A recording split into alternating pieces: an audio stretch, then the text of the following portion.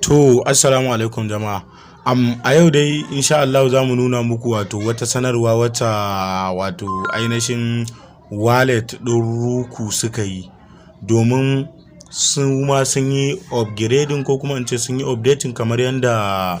Binance za su yi yau insha Allah daga misalin karfe 4 zuwa karfe 5. To, kamar yadda kuke gani ga bakon shiga wannan tasha ta mai albarka sai danna subscribe sannan kuma sai danna alamar ƙararrawa.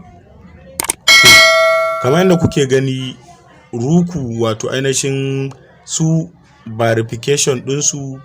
insha Allahu yanzu zan nuna muku yanda suke so kai kuma kamar a da can baya duk wanda ya saita a da can baya wato ainihin ya san cewa su verification ɗinsu kawai da BBN ne sai kuma document naka da hoton national ID card ɗinka da zaka ɗauka. To amma yanzu su kansu sun shigo da wani tsare-tsare wanda kuma gaskiya ya fi na da sauƙi, domin a da sai ka ga ka ɗauki hoton national ID card ɗinka ka sa BBN ɗin naka amma verifying ɗin sai daɗe bai yi ba, sai ka daɗe kana yi. Wasu da dama akwai waɗanda mun gani sun sa kuɗin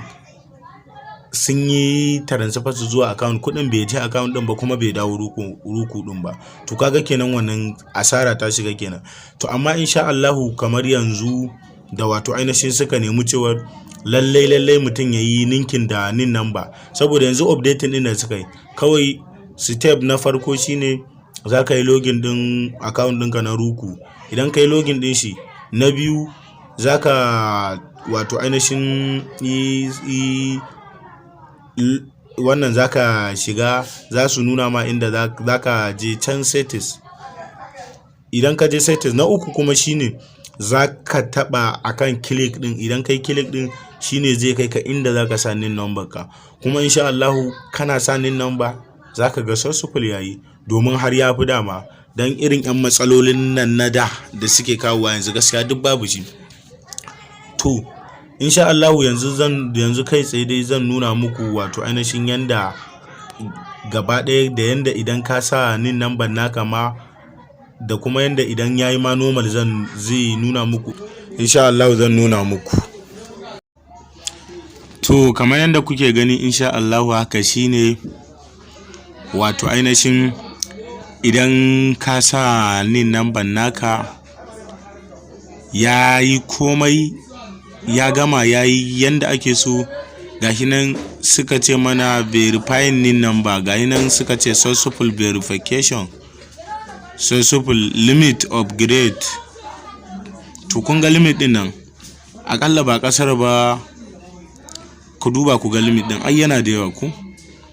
To haka dai shine insha Allahu kamar yadda kuke gani, kuma wannan ya mafi wancan wanda ake sa bibiyan din,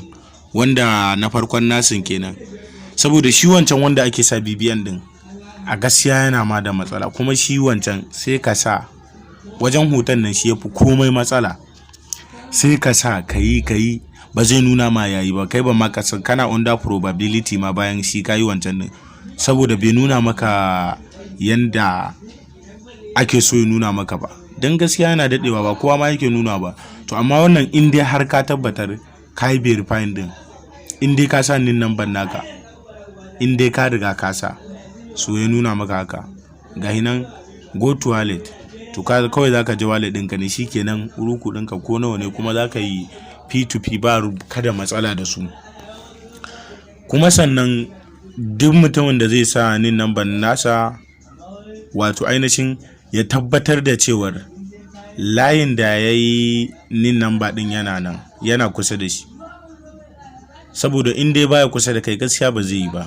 In dai ka san ma layin ka ya bata, wanda kai nin number din, wanda kai national ID card din, to ba ma zai yi ba. Abin da yasa nace ba zai yi ba,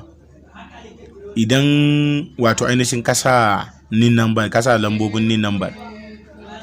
kana yin clicking akai, kana danna OK, so zai nuna maka cewar suna da buƙatar a tura OTP, za a tura maka OTP. Idan aka tura OTP din nan, so kai kuma za ka yi accepting, kana ansar OTP kasa shikenan zai yi successful. To ga bakin shiga wannan tasha tamu mai albarka sai a